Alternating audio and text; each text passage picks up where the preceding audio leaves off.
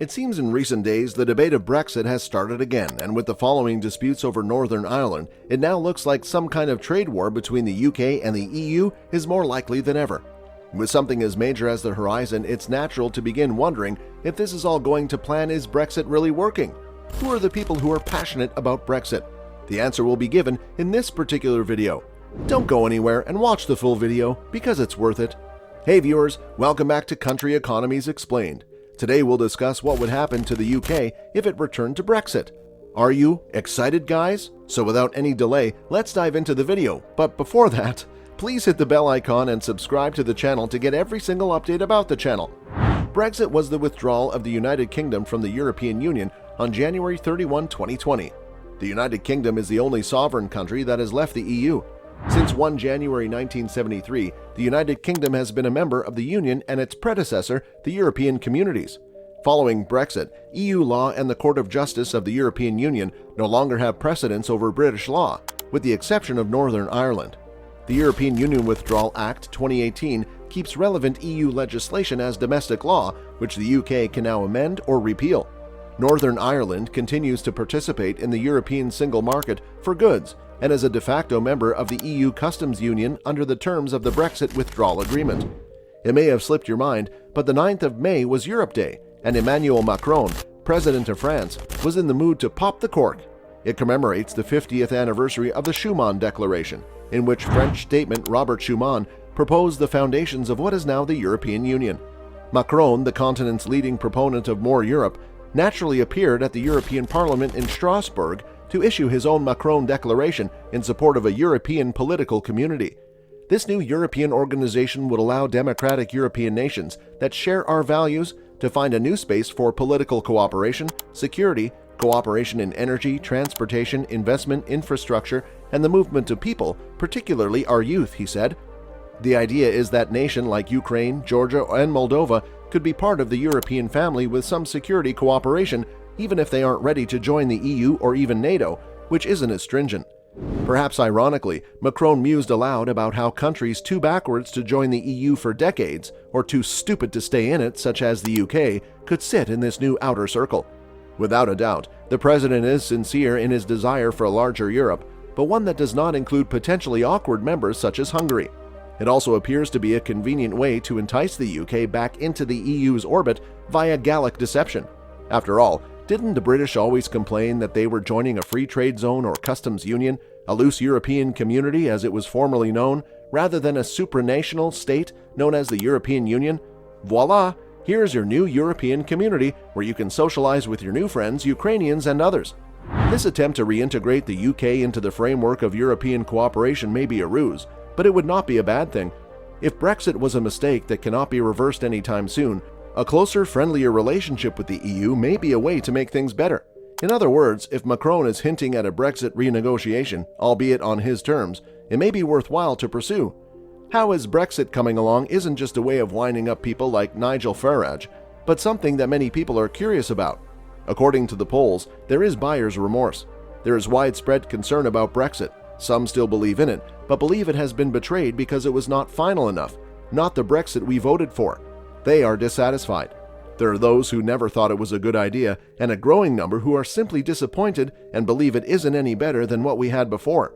The better deal than some of us expected to emerge from the shock of Brexit did not emerge, and the deal does not allow the British to embark on a new radical path, nor does it appear to be particularly appealing. As a result, they have changed their minds.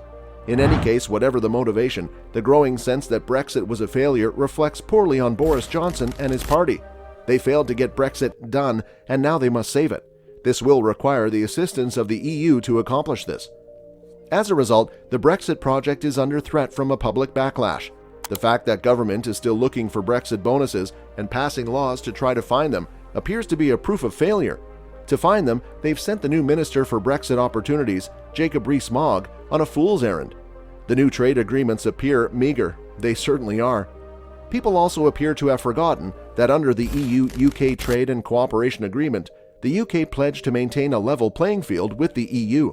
We cannot legally reduce regulation and bureaucracy or lower standards for food, animal welfare, or worker rights if it gives the UK an unfair advantage, as determined by the EU Commission.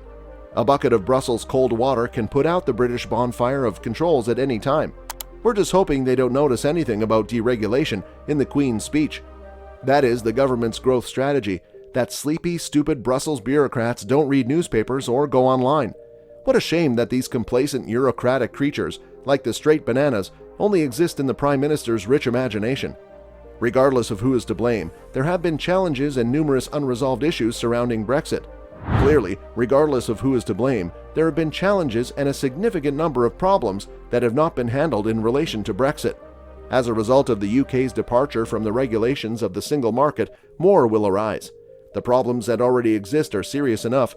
All of these issues, including the protocol for Northern Ireland, fishing, the refugee crisis in the Channel, the checks and delays at Channel ports, and the rescue of Ukraine, would be helped by the United Kingdom being at the table, regaining the influence it once had, and most importantly, rebuilding trust with the European Union.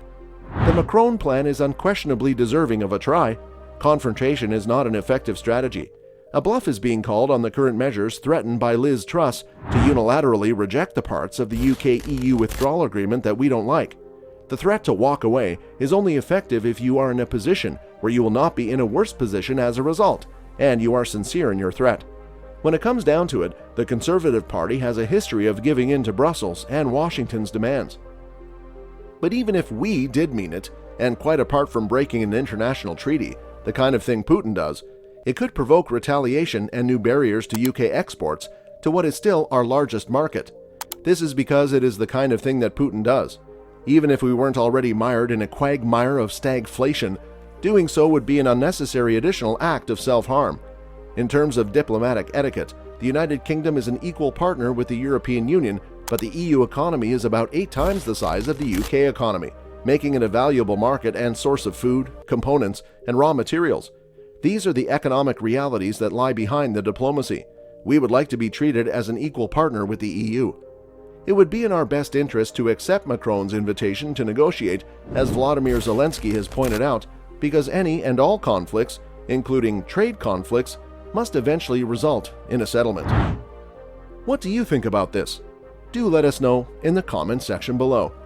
Well, that's about it for the video, and I hope you enjoyed the video. If you did, then give this video a thumbs up, and smash that subscribe button, and press the bell icon so you will never miss any update.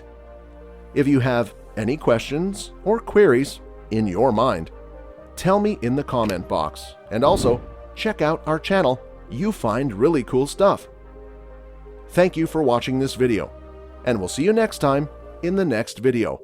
Goodbye.